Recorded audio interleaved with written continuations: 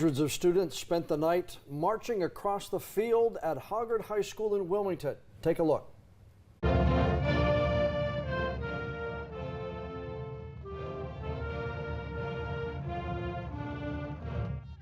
students performed in the 2024 New Hanover County Schools Marching Band Showcase, the 25th year for this event that spotlights the marching bands from all 4 of the county high schools.